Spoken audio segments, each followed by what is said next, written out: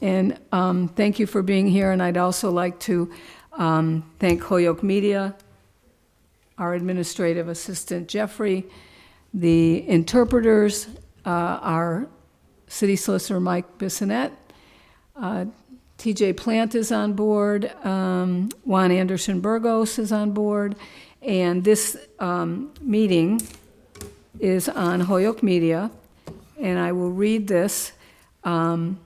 Nicole is on Zoom, and I think that's all we're missing, right? 1, 2, 3, 4, who am I missing? One. Oh, Juan, there we go. Okay, the motion to take a roll call vote that for the purposes of this meeting would be applicable to all motions to remove an item from the table, place items on the table, package items, or suspend the rules unless there is an objection. So moved. All those in favor? Aye. Aye. Nicole? Aye. Thank you. Okay, first One is item. online too. I'm sorry? One is also online. He's on. Oh, he's- okay. He's muted. Juan, you're muted. I said, yeah, oh, sorry, That's yep, okay. thank you. Yes, Thank you. Okay, first item to take up, can I hear a motion? So moved. Second. The minutes of the March 25th meeting. Does anybody have any changes, or is everything all set? Motion to approve the minutes. No problems? Okay, all those in favor? I don't know if I have them. I haven't Madam seen them. Chair? Yes, Yes, I sent an email earlier today, just letting you all know that I wasn't able to complete them just because of all the time I spent with the prep for last night's public hearing. I just okay. didn't get them done in time, so you'll have to table. okay, no problem. I didn't Motion to get the table email, item so one? we'll make a motion to Second. table.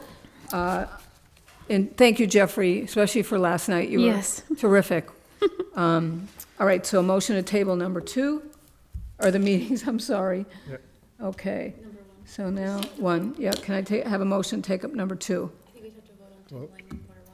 Okay, I'm gonna try to do this again. I can't hear you. I think we just need to vote on tabling one. You just moved fast. All those in favor? Aye. Juan, yeah, I said aye.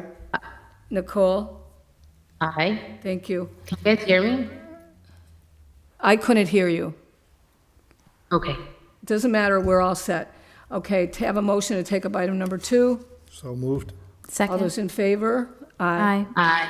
Okay, so this Aye. is ordered that there be and hereby appropriated by transfer in the fiscal year 2026, $3,150 as follows.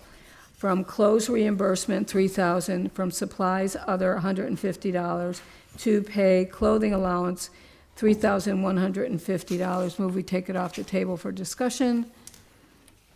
And who is this for? This one was for the police department. Chief Keenan checked off declined on the Google Calendar. I reached out to him to see if he'd be sending somebody else from the department, but I didn't hear back, so I'm not sure if somebody is in the chamber for this one. Okay, I don't see anybody, so can I hear a motion to table it? So moved. All those in Second. favor? Aye. All those in favor? Aye. Aye, okay. Aye. Thank you. All right, so we go to motion to take up item number 3. So moved. Okay, Divine ordered that in accordance with Mass General Laws, Chapter 44, Section 53A, the City Council hereby accepts the provisions of United States Environmental Protection Agency, $2 million, 25% match is waived, grant, and authorizes the establishment of fund. So who would be here for that? No. Oh, yes, Victoria, you're here for this? Victoria Hool, the engineer? Yes. Oh, she's. Okay, do you want to tell us a little bit about it? Sure. So I think the grant application goes back to 2023, and the money was then originally asked for River Terrace Phase A, but we were in River Terrace Phase A construction. So the money was sort of repurposed to sort of all things sewer or wastewater treatment related. Our initial plan includes $750,000 for a wastewater facility master plan, $600,000 for the River Terrace Phase B design, which by consent decree was due by June 30th this year and recently extended to December of this year. And then some contingencies for the River Terrace Phase A construction activities. So this money is $2 million from the EPA. Normally, there is a 25% grant match. We requested a waiver and we got that waived. So it will just be $2 million to the city. If any money is unused towards one of these initial sort of goals of the city, then that money could be repurposed towards something else that's wastewater or sewer related. Okay, thank you. I'd also like to acknowledge that Counselor Bacon is here on Zoom. Who has questions of Victoria? Yes, Meg? Thank you. Chair, through the chair to Victoria Hool, if I understand this correctly, we're effectively looking at $2 million spread across 3 categories. And the first is related to sort of cost overruns from the River Terrace Phase A. And then the second one is to finish the design plans from 60% to 100% for Phase B. And then the last category is $750,000 to complete the sewer treatment master plan. Or maybe have a different name, the wastewater facility master plan. Can you just speak briefly to those 3 categories? Okay, so River Terrace Phase A and B both ultimately discharge to what's known as the CSO 21. They're like numbered for the combined sewer overflow. So in order to eliminate any overflow from CSO 1, both the separation of the areas within the Phase A and the Phase B areas need to be completed.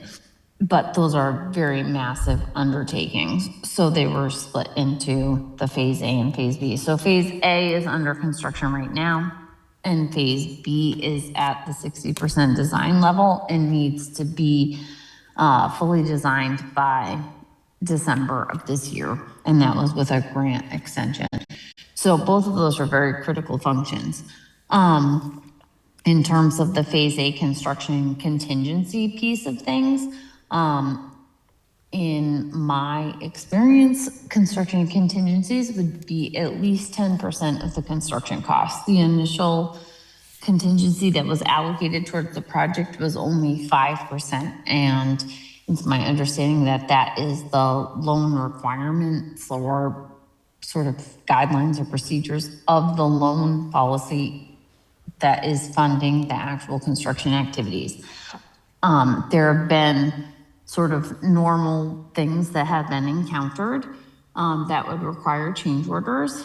There are a few that are sort of related to unknown locations of utility locations, such as the location of the water line, which that component will be brought to the Board of Public Works, which will likely then be referred back to to City Council in terms of sort of how that maybe should be paid for, because there are some items that are potential change orders that are needed because of the sewer separation project, but do relate to just sort of like unknown locations of where the water line location was, and also end up benefiting the water company in a large amount.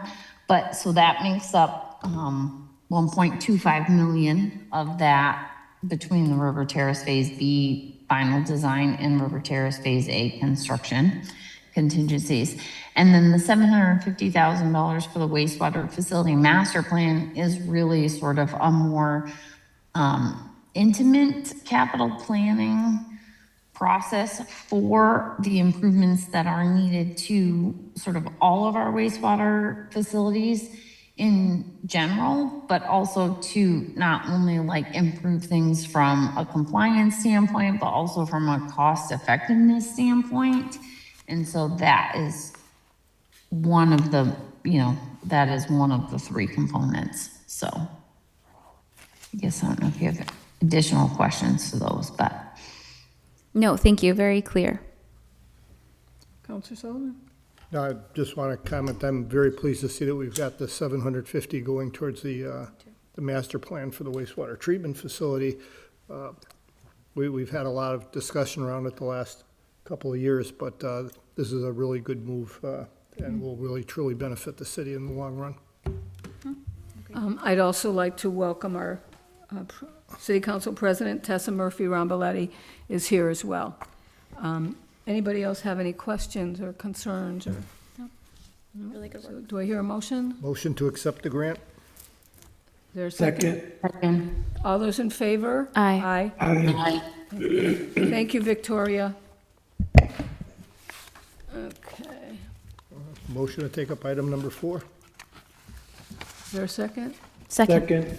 Okay, Divine ordered that there be and hereby appropriated by transfer in fiscal year 2026, $9,750 as follow. Auto Temp Co-op, $4,750. EVT Mechanic, $5,000. Motor Vehicle Fuel, transfer to Motor Vehicle Fuel, $4,750. R&M Vehicles, that's repair and maintenance of vehicles, $3,000. Tool reimbursement, $1,500. Supplies, motor vehicles, $500. And are you here for that, Matt? Who is here for that? This is Mike. Okay, so you can come in or just to the mic is fine. I'm good right here, I guess. Thank you. It's something I anticipating will be back again before the end of the fiscal year. I'm certain of it. We're getting to, having to move some money around to shore up some of these line items in our budget. And, our motor vehicle fuel and expenses for repairing the equipment. And I'd say like a combination, a lot of the expenses, we incurred a lot over the winter. We had a heavy winter, and a lot more of these trucks, especially the older ones, are used. The more they break down, the more we have to spend to get them back up on the road again. Yeah, yeah. Counselor Sullivan? Yeah, Mike, can you tell me, what is a tool reimbursement? In the laborer's contract, the mechanics get reimbursed for tools. All the mechanics use their own tools. But the city does provide some tools, some big equipment and what have you, but the majority of the tools the mechanics use are their own tools. Can I ask a question? Yes, Counselor McGrath-Smith? Thank you. Can you just explain why there's funding left over in the Auto Temp Co-op and EVT Mechanic lines? The EVT mechanic has been unfilled for a little while. We're anticipating to fill it shortly. There's we have 4 candidates set, and we have interviews set. Myself, the fire chief, and the fire department's supervisor of fleet maintenance. The previous EVT mechanic got promoted from the EVT to supervisor of fleet maintenance. He's now a fire department employee. And we had a little while back, we had selected a candidate for the position, and he no-showed us. So the position's gone vacant for a while, and we have money left in that position. The co-op, we had 2 students from Dean. Currently, we only have 1, so we've only been paying for 1 at the moment. So there's some money left in that line, too. Would you mind just saying what an EVT mechanic does? Would you mind saying what an EVT Emergency mechanic? vehicle technician. Technician, okay. So it's the highest paying mechanic position within the city as far as DPW goes. Okay. And the requirements, knowledge needed to work on the fire trucks, all the pumpers and all the various mechanisms require a higher degree of skill than most mechanics have. Thank you. You're welcome. Anybody else? Okay, motion to approve the transfer? Second. All those in favor? Aye. Aye. Okay. All right. Make a motion to take up item number 5. So moved?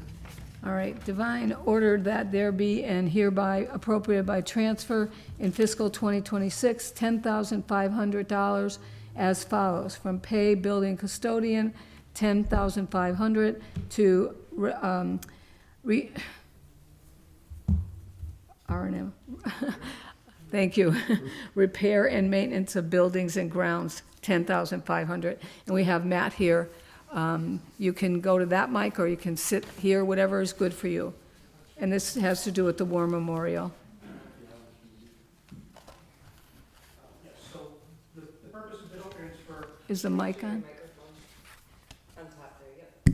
There you go. The purpose of this transfer is that during the interim time, while there was no DPW employee custodian to cover the War Memorial Building, a janitorial service was contracted to carry out the day-to-day duties. So since there was no city employee custodian, there's funding in the line item that would have paid that person to pay for this janitorial service. Okay. That's all there's. Pretty simple. Yeah, Yeah. I think so. Okay. Questions, anybody? Anybody got a question online? Motion to approve the transfer? Second. All those in favor? Aye. Aye. Thank you. Thank you, Matt. All right. Do I hear a motion to take up item number 6? Second. Order that there be and hereby appropriated by transfer fiscal year 2026, $4,200 as follows. For education and training, $4,200 from, and to out-of-state travel, $4,200. And we have Laddie here from the War Memorial. If you want to, you know what to do. Go to the mic and tell us what it's about. Good evening. So yes, the request is to properly transfer the funds to appropriate to the mayor's line item for out of state. The Veteran Services Department has 3 different departments that we work with: EOVS, NAC VSO, and Western Mass Veteran Service Officers. Each of these different organizations require specific CEUs and training. I'm within my 12 months of now becoming a VSO, so we will be having to participate in an out of state conference. This conference is a conference that happens annually for NAC VSO. We did have the budget items listed, the funds listed in our education and training. Since our department isn't authorized to have an out-of-state line, the best recommendation was to ask for the approval to transfer that into the mayor's line item to be able to be present. And the funding would be used to cover the cost of the lodging, the allocated right amount of funds for meals, and also the transportation. Okay. And where is the conference? So this year, the conference is being held in Reno, Nevada. Okay. It is a 5-day conference from a Sunday to a Friday. All right. Thank you. Thank you. Questions, anybody? Mayor, did you want to say anything? No? Coming from your budget? Yes?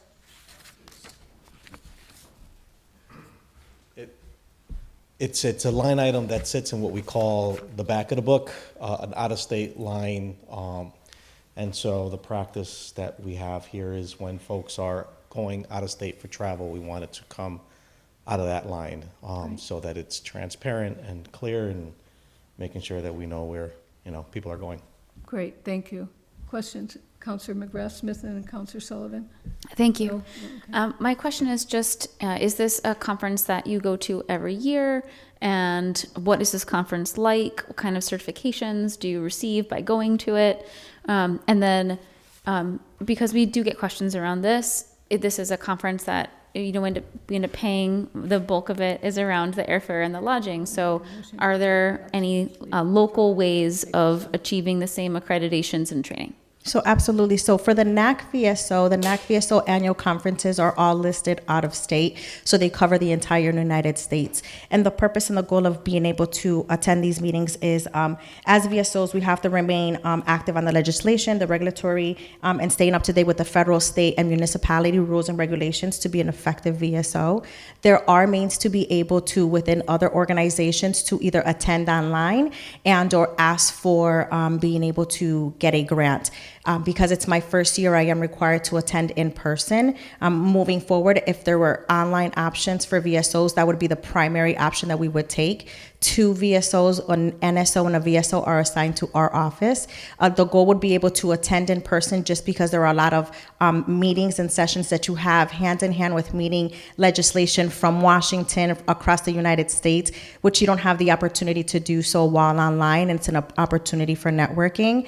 We are able to allocate funds from other cities, but that was seized in the past. Usually some cities collaborated together to be able to send VSOs together. That's not an option that's on the table now.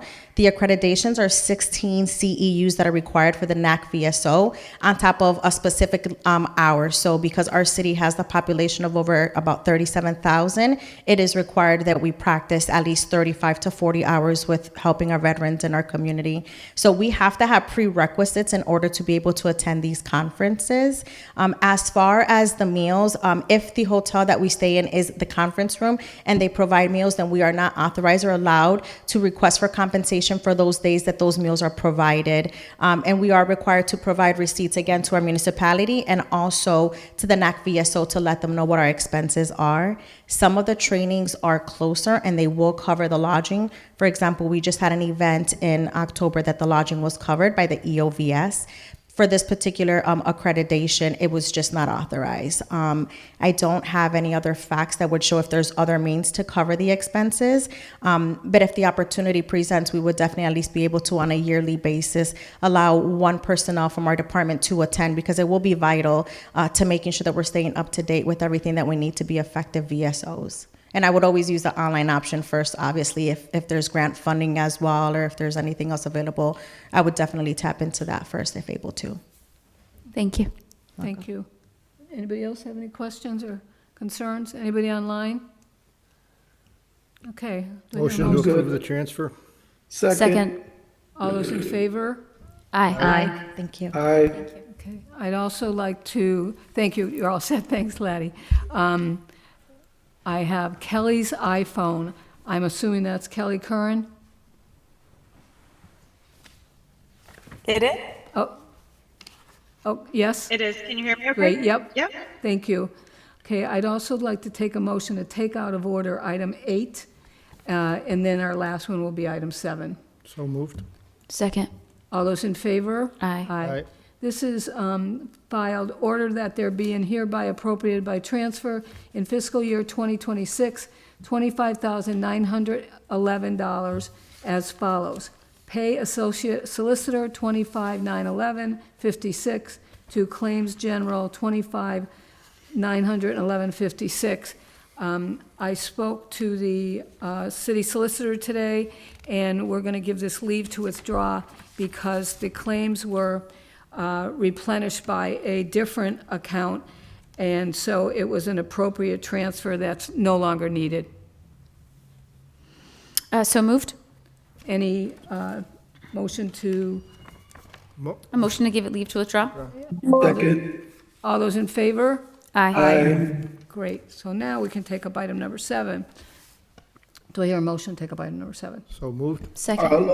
Second. And this is ordered by McGrath Smith, order that TJ Plant, Rory Casey, and other relevant financial officers be invited into the Finance Committee to give a detailed update on the work done so far to reconcile our accounts for the last 3 years and implement the structural and procedural changes outlined in the Municipal Modernization Act. We have several people here. You're certainly welcome to either go to one microphone or have seats, might be easier. And if I could ask you, who's ever going to speak, if you could give your name and title, that would be great. Madam Chair, Yes, Councilor Bacon. thank you. Can I ask the committee to please take item 14 off the table because it's almost an identical order that I had filed at the beginning of February for this purpose. Okay, I'll just read it into the record. Ordered that Mayor Garcia and Open Architects TJ Plant provide an update on the status of the 2023, 24, 25 financial reconciliations and free cash. So move we take, Motion to take item 14 off the table. Second. all those in favor? Aye. Okay. Aye. All right. Thank you. You're welcome. All right, who would like to go first? Counselor Devine, do you mind if I go first? Sure, go right ahead. I just wanted to share and give an update on the recruitment. And I would be there in person, but I committed to dinner and we're not done yet. So I jumped on. If it's okay with the other members that are there, I'll read something that I put together. You're good. Okay. So we're in a good place right now in terms of recruitment. I know a lot of people feel they haven't been communicated with, so I wanted to make sure that everybody knows. So I'll just read this.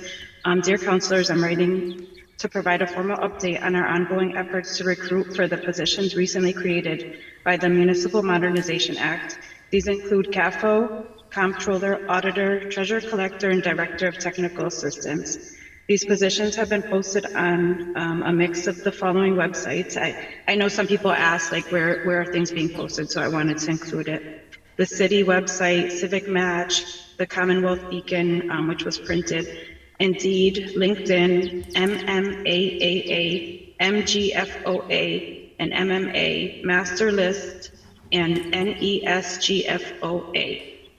People in the finance world will know all those acronyms, but I can also share it with you all. So the recruitment process has yielded the following results to date. The auditor, we had, I know Councilor Bacon had asked how many candidates had applied. So we had a total of 9 candidates that applied directly to the city, and an additional 4 that we communicated with staffing agencies. So because we weren't getting a large volume or high quality candidates for many of the positions, I reached out to staffing agencies that we knew were successful and we've used in the past. And so we did interview 4 people through the agency for the auditor position.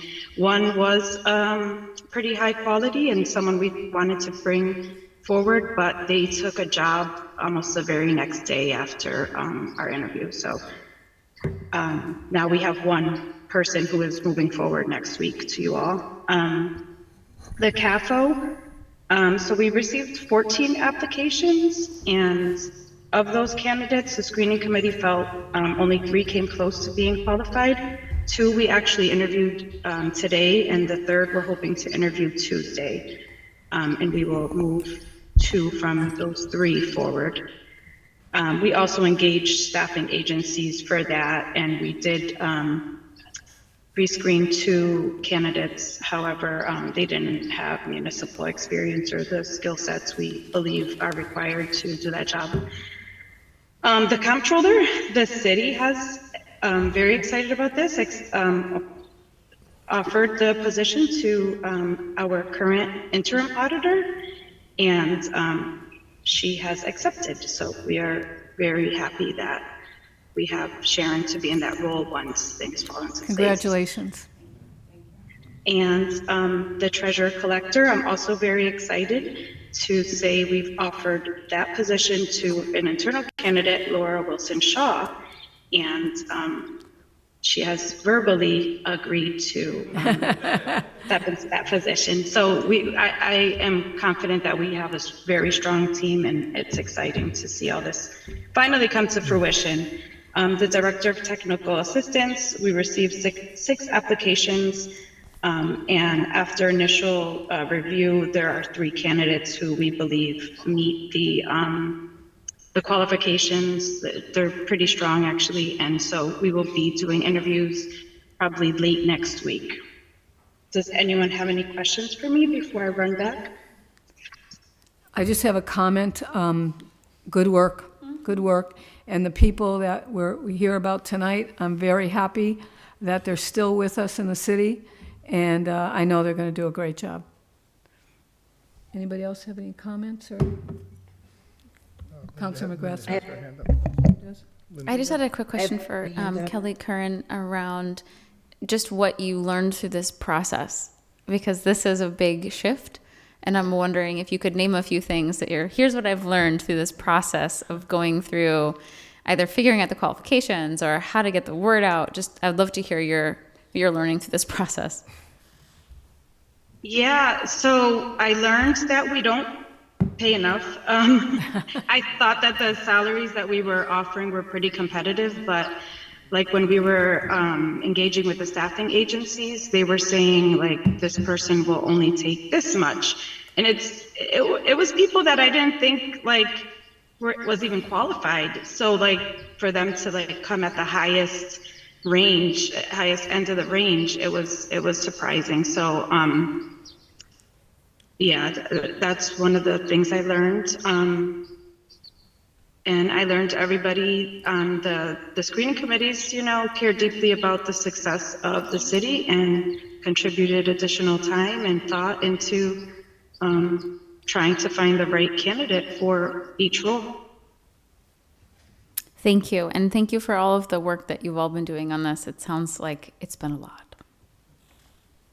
Anybody else have a question? I just want to, Yes, Madam Chair. Linda. I know, before I get to Counselor Vacan, I just want to read a short letter from Clifton and Larson Allen LLP. They are unable to make it tonight, so they wrote this. Dear City Council Finance Subcommittee, per the city's request, I am providing you with a brief update on the work we at Clifton Larson Allen LLP are performing regarding the city's cash reconciliations through the contract with Massachusetts Department of Revenue. The scope of the project is as follows. For fiscal year 2023 through fiscal year 2025, CLA, that's Clifton Larson Allen, will 1, reconcile the city's, including the school's cash accounts from the city treasurer's cash book to individual bank statements, and 2, reconcile the updated treasurer's cash book to the cash accounts per the city's general ledger, Munis. This work is necessary for a multitude of reasons, but mostly notable in order for the external auditors to provide an opinion and issue the city's fiscal year 2023 financials. As of today, fiscal 2023. Oh, is this something new? No, that's just what Kelly read. I was just giving you. Oh, thank you. As of today, fiscal year 2023 full reconciliation, treasurer's cash book to the bank and treasurer's cash book to GL has been completed and documentation turned over to your external auditors. The current work is now focused on treasurer's cash book to bank for fiscal year 2024. Some of the highlights from fiscal year 2023 work is as follows. Over 2,000 lines of reconciling items between the treasurer's cash book and the bank. This included approximately $15 million in wires that cleared the bank but were not on a vendor warrant or posted on the treasurer's cash book. Per Massachusetts General Law, Chapter 41, Section 56, all payments must be included on the warrant prior to payment. Over 790,000 avoided checks were one-sided, meaning only the treasurer's cash book or GL. And then also the vast majority of reconciling items related to deposits that do not tie perfectly to the transaction posted. Many of the items posted to the wrong bank accounts. And I'm finishing up with 3 different GL systems, city, school, and gas and electric, over 60 bank accounts, and performing the work years after the fact. The project is time-consuming and challenging, but great progress is being made. Our work will also include templates, instructions, and best practice moving forward for this work so that the city will have these resources moving forward. We want to thank the city for their cooperation during this project and providing us with the necessary information when asked, and that's Sean McColdrick, CGA, MBA. So I'd like to put that into the record. So moved. And Counselor Bacon, you have your hand up. Thank you, Madam Chair. Yes, I have a couple of things. And I thank everybody for the work they're doing, even though I have a big difference of opinion on a number of things. So my first concern is that we have only one applicant deemed qualified to be sent over to the council for the interview for the internal auditor. And I understand that Kelly said they didn't find anybody to have all of the qualifications they were looking for. But if candidates met the qualifications as established for the jobs, I would hope that they would be sent over to the committee, even if they weren't the best candidate.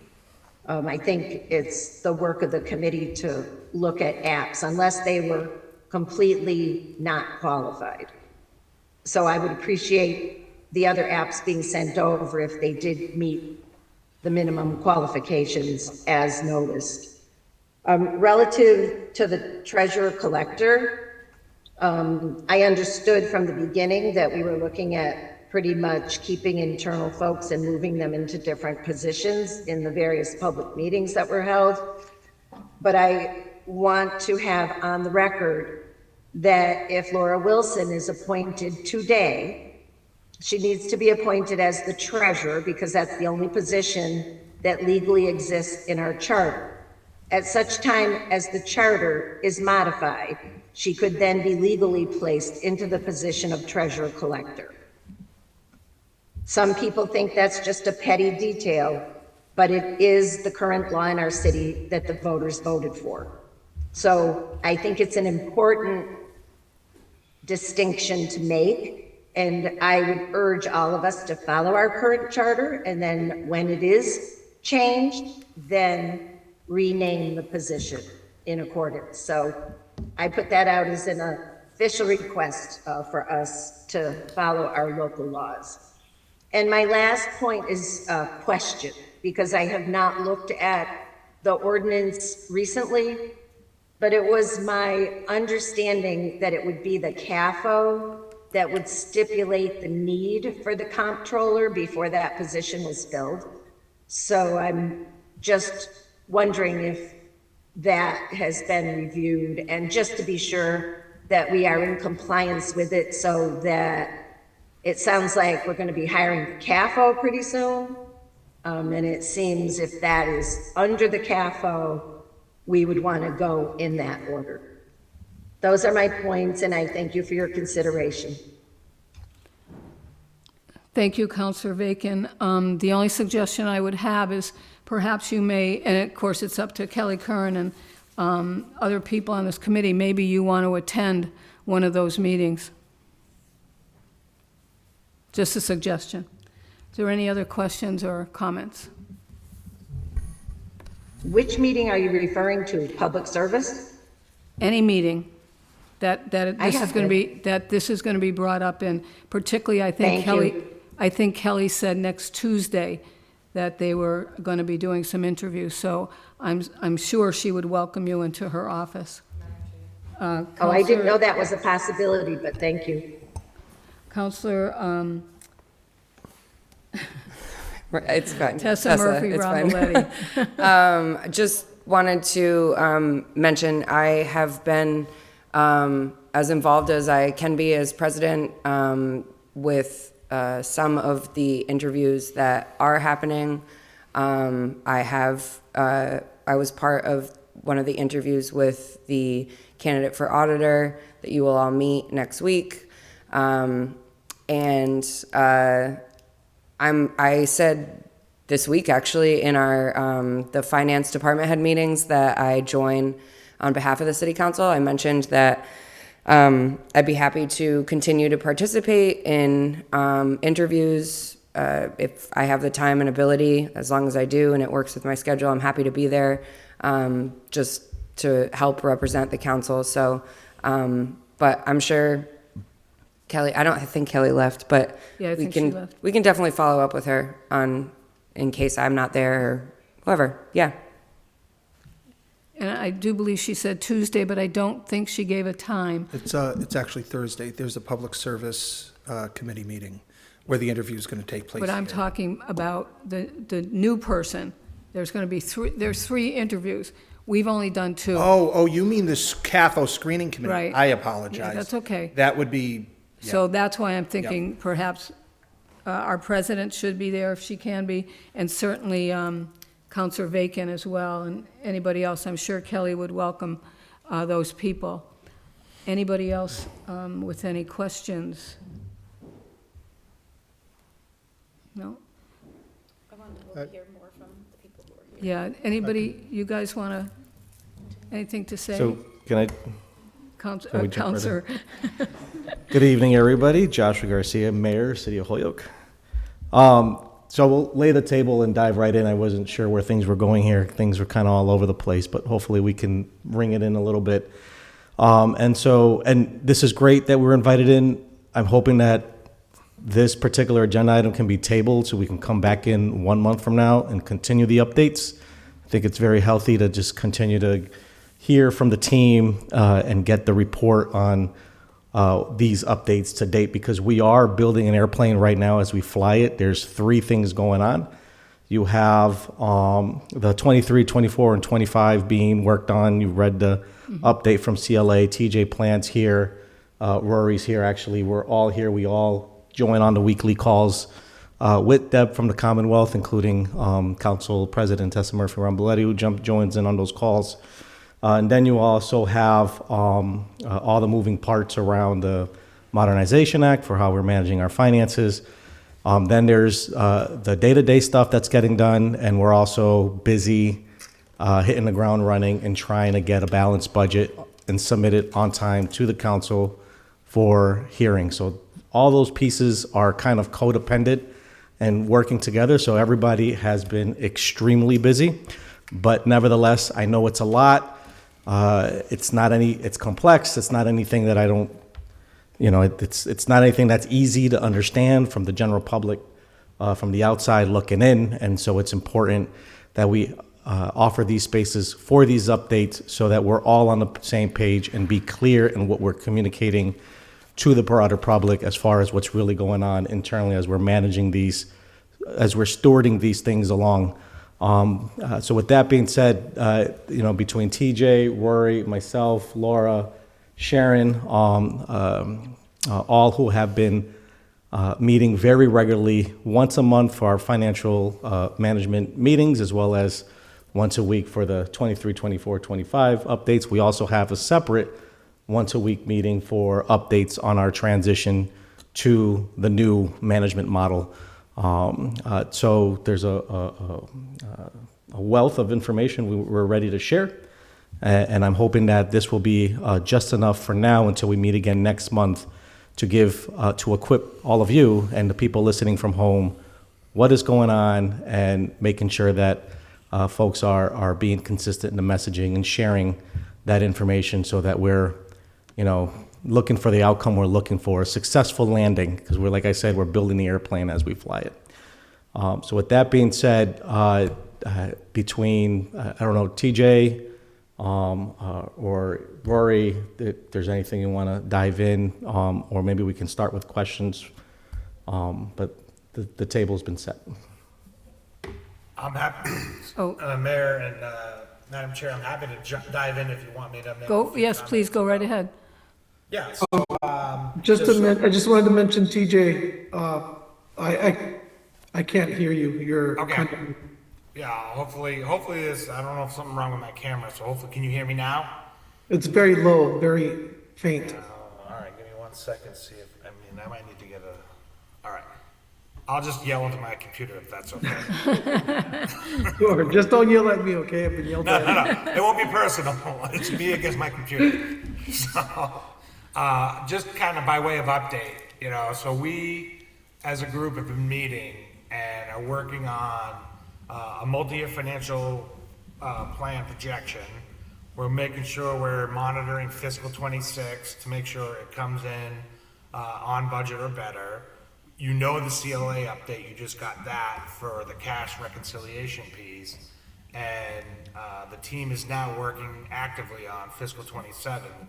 The department heads have submitted virtually all the stuff that is needed through the budget book. And now this year we required it to be through Munis, just so we have a system of record. Now, the beauty of having Munis and starting to utilize it to the level that it's capable allows us to have this record-keeping system that says, here's what the department had asked for, here's what the mayor decided, here's what the council approved or didn't approve, and then you have your final budget, and that flows into ultimately what is the budget for operating the city for fiscal 27. So all of that is well underway. In addition, we have a capital improvement plan that is actively working on. The departments have been asked for all their priorities. That'll be coming the council's way as well. And so there's just a lot happening. And then you throw in the capital search, the internal auditor search, the technical director search. Like, there's just a lot happening, to echo the mayor. But it's all going to start coming together, and maybe this should just be another conversation for a month from now, because I think a lot of the landscape will change by then. Thank you. Who else? Rory, you want to mention anything? I don't really have much to add, just, happy to answer any questions. I just think folks have. based on just tonight alone and participating in the interviews this afternoon, it does feel like we're getting somewhere, and that it's going to be a great future when everything's in place. And I picture this umbrella with everything in place, and it will stop raining, so I think it's great.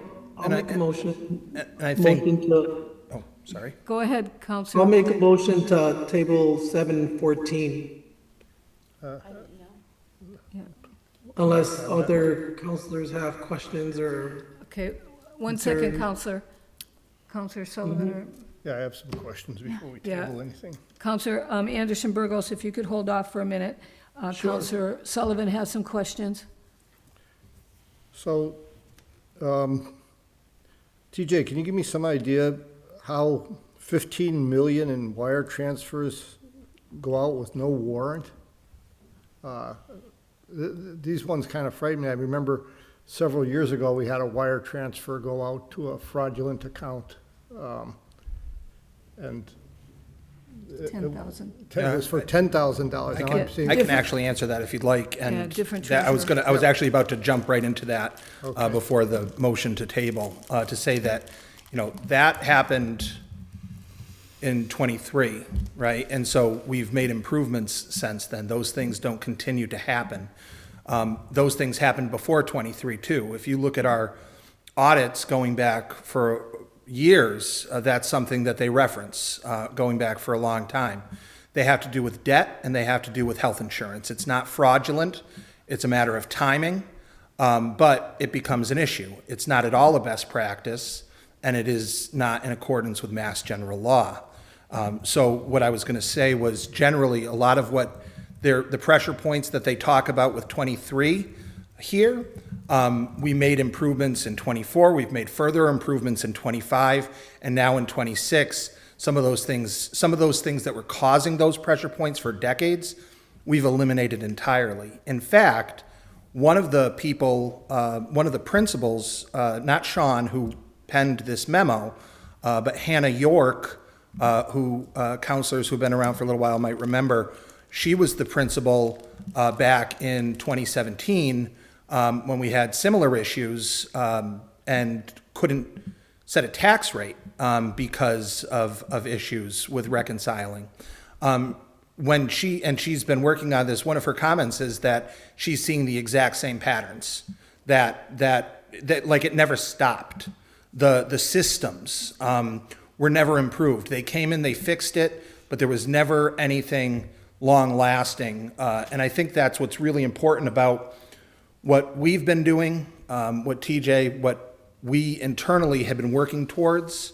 It's not as visible, right? And you won't see it until you see it. But those are the types of things that have been eliminated. So you have to pay debt. Debt has to be paid on a certain date. You can't miss that payment. So the treasurer pays the debt, right? And when I'm talking about debt, I'm talking about long-term debt. It's like I don't want to use the term credit card and have people think about a Christmas tree. I'm talking about the roads and the bridges and the cars and everything else. The sewer projects, you have to pay that on a certain date.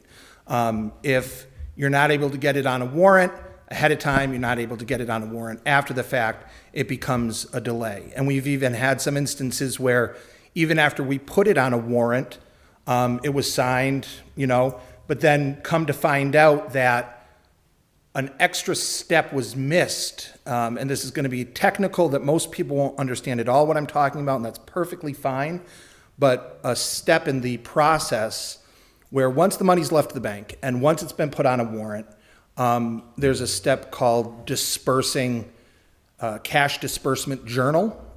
It's a accounting term, it's a munis function, and if that wasn't done, everything else was right, but that wasn't done. Right, that one step wasn't done. So that's not necessarily in violation of any law. Everything was followed. But what happens is when you're 2 years removed and you find out that that didn't take place, and then you have to do it, but the year's been closed, so now you have to disperse it in the following year, and somebody's coming in and trying to reconcile cash to GL, it causes a variance. And that's some of the stuff that they've been, they've identified. Now, there are things that we've also identified. We identified them through our own processes. So when they've been asking us, hey, what is this? Whether it's myself or Sharon or whomever may have the answer, with a matter of minutes, we're able to say, actually, no, we know exactly what you're talking about. Here's all the backup. And they're able to move forward. That doesn't take away from the fact it's going to be an audit finding. It's going to be an audit finding. It's going to be an audit finding in 23. It'll be an audit finding in 24 too. Just like it was for many years previous. It's really about the steps that we're taking to stop that, right? So that we don't have these issues. Same thing with avoided checks. Checks that might have been voided in the treasurer's office, or checks that live in a computer system that may or may not have ever been a physical paper check, but we call it a check, that were voided on the GL, but not, and so it creates another pressure point, right? It becomes an issue when you're trying to do the books. And because the city had outsourced all of this work for so long, the reconciling between the cash and the GL, it snowballs, right? All of these things snowball. So, now we no longer void checks that way anymore. In fact, in 23, one of the issues that we consistently came up with in previous years too, was we didn't have a process in place where, let's say you lost a check. Let's say we mailed you a reimbursement check, counselor, and it got lost in the mail, and you get to give us a call and say, hey, that check wasn't cashed. Can I get a check? And it could be a vendor, it could be anything, right? The process in the past, up until 23, when this is something that I inherited and recognized, like, this is not good, and then we put systems in place to change it, was we had a checkbook in the vault, and we would take the checkbook out, and we would handwrite a check, and we would have a check number. But in the Munis system, that was never updated. So if we're trying to figure out what checks are outstanding, because that's always something that you have to do as part of reconciling, we might be able to print a list out of Munis, and it says, these checks are all outstanding. Set aside, we never clear checks in Munis, but it would say these checks are all outstanding. Then you go to the bank account and you say, what's going on here? So what the bank account is showing is dozens, maybe hundreds of manually written checks that check number doesn't tie to anything in the system. And the only place that you could go to get the answer is a 3-ring binder with all the paper backup in it. So we've eliminated that process too, and you see that's another one of the things in here. We don't do that at all anymore. In fact, we don't write any handwritten checks whatsoever, with the exception of one check that's related to a payroll expense because it has to be a handwritten check. And that's the only thing. That's the only one that it does. So those are the things that, we've been working on. And I mean, TJ's team, when they first came in and were trying to help us with some of the reconciliation work and quickly hit the wall, and understandably so.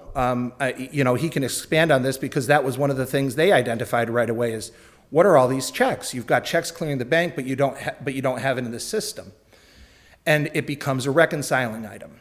And so if you're doing all of this and you're not doing it on a regular basis, and the city was doing enough to get by, but really there was something else festering underneath. And I don't need to go into that again. I think I've talked enough about that in this chamber. But those are the things that we've been working on. 60 bank accounts, right? All of these different GLs, and how do we make this work?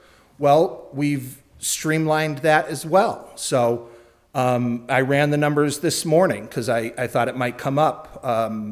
And we have 67 bank accounts, right? We have 67 bank accounts. Before the end of this fiscal year, that number is going to be shrunk down to 51, which might still sound like a lot, but I want to break down what that number actually is. 22 of those are investment type accounts that have to do with scholarship trusts or some retirement trusts, things like that. I don't mean retirement, city retirement. I'm talking about certain types of products that folks have. 22 of them. Those are the simplest types of accounts to reconcile because all you're looking at is market activity, right? Some of those never were on the cash book to begin with. They were being found afterwards as part of an audit, and the audit would write a finding on it, but the city never did anything to address it. We've now put it all on the cash book. 8 of those are special types of accounts. So think about cannabis stabilization, right? Things like that. Not a lot of activity in and out, right? Because we're not putting money in there anymore because we're not collecting those fees. We're booking interest as it comes in. And if the council approves a transfer out, there's a transfer out. Again, very simple to reconcile. 2 of them are newer insurance accounts that we need to, and I don't mean health insurance, banking industry in Massachusetts, a lot of banks lost a type of accreditation that's state mandated. So basically, it's giving us additional protection beyond FDIC, which is a $250,000 limit. It's called an IntraFi account. So our main depository accounts every night, it goes into this insurance account, which is like a locked vault. It's protected. We get the same interest rate on it. So 2 are those. And then that leaves us with 19 kind of regular checking accounts, right? 7 of those, we are working on actually having the entities that own them reconcile them, right? So they're ours, they fall under us, but they're not part of our audit. So like all the gas and electric bank accounts, we have to keep track of them, but they're not part of our audits. But what's happening is if that information is being put on the cash book the way it had been, and then the audits are happening, it's causing confusion. It doesn't mean money's missing. It just means that we don't understand why this looks like this and this looks like this over there. So now we're talking about 12 bank accounts where all the activity is going to be happening. And that's really important because when we talk about 2,000 lines and money in the wrong bank, that sounds like, oh my goodness, to the average person at home, I get it. That sounds, what do you mean? But what it actually means is on a piece of paper, I think I've used this example before and I'll use it again. You have, you get paid, right? And let's say you have dental insurance taken out of your check. We used to have to make 5 to 8 different manual transfers just to take your contribution, move it from one account to this account, this account to this account, this account to that account, and maybe even more. If we didn't keep good track of every single one of those steps along the way. And again, when we talk about the cash book, we're thinking about our check register at home. We're thinking about, I put money in, I took money out. If you're not keeping track of that, and somebody fat fingers something, or somebody or put it in the wrong account. Oh, I thought because we had one account for dental and one account for this and one account for that and one bank account for this. We've eliminated that entirely. We've gone from having close to 8 different accounts related to payroll, and we've shrunk that down to 3. Okay, and so now what happens is we've automated it too. So now when we upload, this is payroll week, we uploaded the payroll file.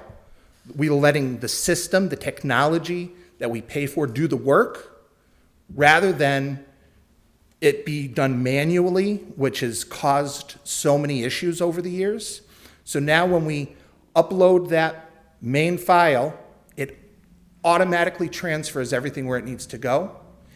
There's an audit trail that we're easily able to follow, and all of that's being accounted for correctly on the cash book in a way that it never had been done before.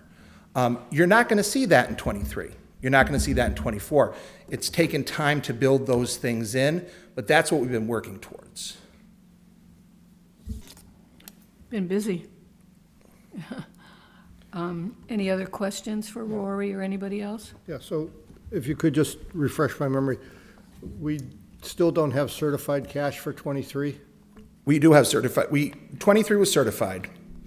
23, and actually I can share with you. So the issue with 23 is the audit, okay? And that's an issue, that the audit hasn't been done yet. And the story of the 2023 audit could be its own novel, quite honestly. I mean, the number of times we've started and stopped, the number of times we were told by our outside audit firm, we've got everything we need, only 6 months later for them to reach back out and say, no, actually, we need more. They've changed ownership 3 times during that year. There were 10 different cash books. Just about everyone that you see up here was not in the role that we currently are in at the beginning of that year. So it caused a number of issues. We have been very close to having the 23 audit finished for a while. Right before Clifton Larson Allen started, we were there. They were ready to issue the final draft and issue the final audit. Clifton Larson Allen started in February. We're very happy about this. We're happy about the working relationship. In fact, our books are going to be clean in a way they've never been before, which should be exciting to all of us, as messy as this has all been. It shouldn't have taken this far for us to get here, but we are, right? They started, and one of our very first kickoff meetings was with the state, our outside auditors, which are now CBiz. It used to be Melanson and Heath, and then Markham, and now CBiz. We met with them, and then the internal team, as the mayor mentioned. And what came of that meeting was, if Clifton Larson Allen is going to do a new set of reconciliation for 23, that's why I said some of these things we've already answered, because we've done the reconciliation. The CBiz group wanted to wait and let Clifton Larson Allen do its work, because if they were going to go in and do its own kind of quasi audit, they wanted to make sure everything matched up. And so the update that we just received on the 23 audit is that the CBiz, as was mentioned here, this is from Tanya Campbell, who's the managing director. They've received everything. They've gone through everything. They have I've started to go through those, and meaning all the, information from Clifton Larson Allen, and compare them to what we have in our binder to determine if any additional adjustments are required before issuing the statements, the audit. She's already submitted all of the paperwork to her internal quality control team to review it. She is unfortunately out of the country for the next 10 days. And so it won't be until she gets back. And good for her, like, that's not on her. That's just the reality of the timing. So 23 audit, free cash was certified, 23 audits, like, just about to be done. 24, you see go ahead. How much was the certified free cash for 23? Oh, what was it, 1.3? I'd have to pull that up. I can. It hovered around $1 million. Yeah, it was a little north of $1 million. I can get you the exact number. I apologize, I don't have it off the top of my head. Okay, so we've got $1+ million certified free cash for Yep. 23. Yep. How much longer do we expect before we know the numbers for 24 and 25? Before the end of this fiscal year. And that's what TJ was saying, that if in a month from now, we might have really good news for you. I don't want to overpromise and underdeliver, but realistically, within the next 3 to 4 weeks, things are going to start moving real quick, because they've already, and you can see this in the letter that they've referenced, they've already made it almost all the way through 24 on the first part of this project. The second part is reconciling to the GL. They haven't started that, but they've identified the patterns. They've seen the worst of the worst. They know how to identify it. So they're moving forward at a pretty rapid clip. They've already requested from us all of the information for 25. So the way they have their team structured is get 23 done, and as 23 is being finalized by this group, 24 is going to start here. And then once 24 is going on, 24 is going to move to that next final phase, and then 25 is going to be started. So what we expect to have, and this is why it's, as the mayor said, it's been extremely busy right now between the budget and everything else to try to get done, is that we'll have both 24 and 25 free cash certified before the end of the fiscal year, which would then allow for the mayor to come to the council and appropriate that however, is whatever the will of the body is. What I can tell you is that we expect that number to be a hell of a lot more than a couple $1 million, because in 23, the number was less than it should have been. Because of some of the issues. The state said, we're going to give it to you, but we're not giving you everything. Right. So we expect to get whatever that variance is. The amount of interest earnings, the amount of, other things, the tax title, I'm just talking about things that I kind of have had some control over. The amount of money that we've brought in that wasn't budgeted revenue that becomes free cash is quite large. And so once these books are done, we expect there to be a pretty sizable amount of free cash, but I don't want to think about that number. I just want to think about getting the certification. That's really our top priority right now. And how we've kind of divvied up labor. And I don't know, I feel like I've talked a lot. I don't know if anybody else wants to jump in and add anything to that. Does that answer your questions anymore? Yep. Counselor Murphy-Ramboletti, any questions? Does anybody online have any questions? Raise your hands. I'm good. Okay. Do we hear a motion? Our next finance meeting in a month is May 13th, so I would suggest we continue this till May 13th, if that works for everybody. So Wednesday. Yeah. That was my motion. Okay.